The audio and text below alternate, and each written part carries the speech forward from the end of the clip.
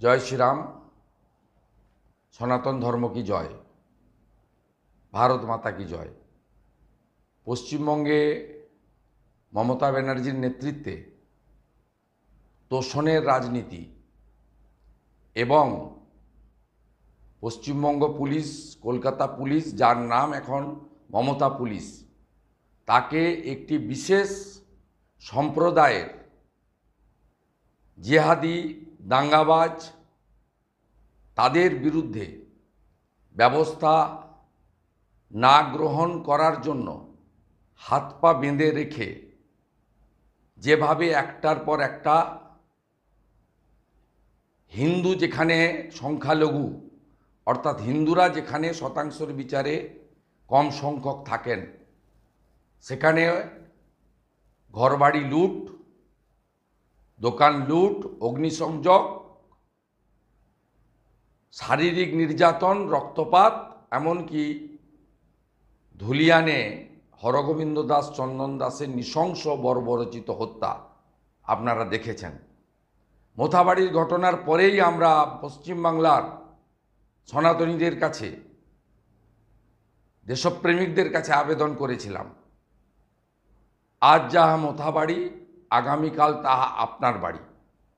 অনেকে ভেবেছিলেন মালদায় তো হিন্দুরা সংখ্যালঘু প্রায়, তারপরে শামশেরগঞ্জ, ধুলিয়ান দেখলেন, বললেন হ্যাঁ করে 16-18% হিন্দু থাকে, তাই হয়তো অত্যাচার হয়েছে।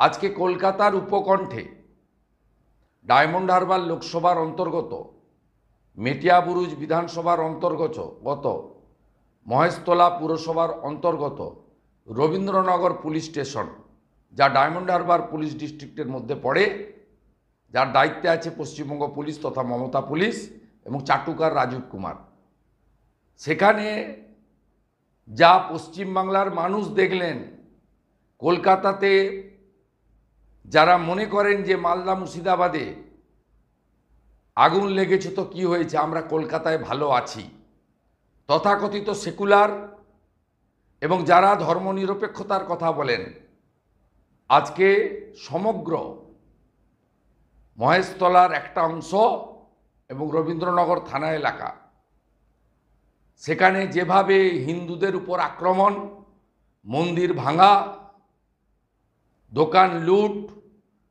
রক্তপাত, শুধু হিন্দুদের উপর নয়, যে পুলিশের হাত পা বেঁধে রাখা হয়েছে ভোট ব্যাংকের রাজনীতিতে, এই বিশেষ সম্প্রদায়ের টিকি পর্যন্ত ছোঁয়া যাবে না, তাদেরকে দিয়ে আজকে 35-40 জন পুলিশ রক্তাক্ত হয়েছেন, মহিলা পুলিশরা রক্তাক্ত হয়েছেন, একাধিক হিন্দুদের মোটরসাইকেল বা বাড়ি নয়, পুলিশেরও একাধিক গাড়ি এবং মোটরসাইকেল জ্বালিয়ে দেওয়া হয়েছে।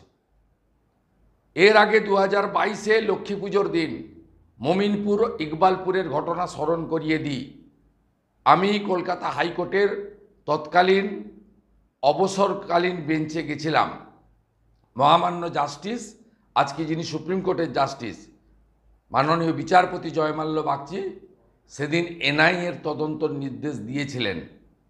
তারপর থেকে গার্ডেন রিচ, মেটিয়াবুরুজ, মমিনপুর, ইকবালপুর, যা জনাব ফিরাদ হাকিমের কথায় ডন পত্রিকার সাংবাদিককে এনে ইহা ভি এক মিনি পাকিস্তান হ্যায়, সেখানে যা দৃশ্য আপনারা দেখেছেন, আমি সকলকে একটা কথাই বলবো, আমরা বিধায়করা কাল তো বিধানসভায় প্রতিবাদ করব, আজকেও আমরা ভবানী ভবনে গিয়ে প্রতিবাদ করেছি।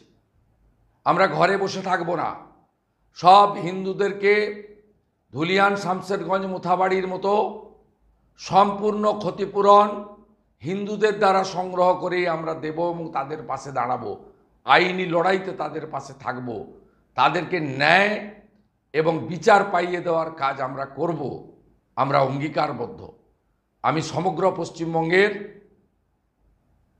হিন্দুদের, সনাতনীদের, যারা পুজো কমিটি, রথ কমিটি, মন্দির কমিটি, রাজনৈতিক দল, সামাজিক সংগঠন, সকলকে আগামীকাল ধ্বজ হাতে নিয়ে এই ঘটনার বিরুদ্ধে শান্তিপূর্ণভাবে গোটা রাজ্য জুড়ে প্রতিবাদ করার জন্য বিনম্র আবেদন জানাই।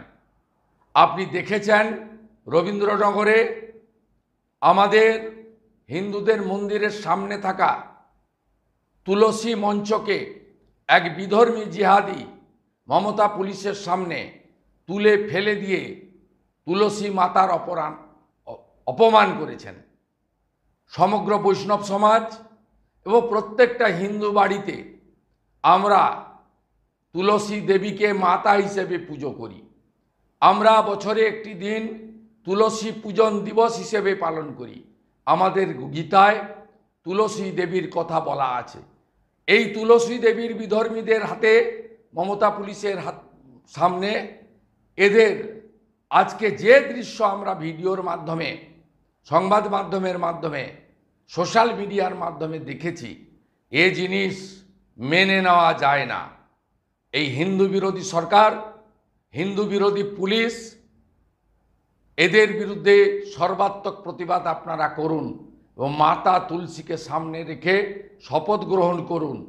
এই অন্যায়ের প্রতিবাদ আমরা করব, প্রতিশোধ আমরা নেব গণতান্ত্রিক শান্তিপূর্ণ উপায়ে, এবং আজ না হোক কাল এদের শাস্তির ব্যবস্থা আমরা করব।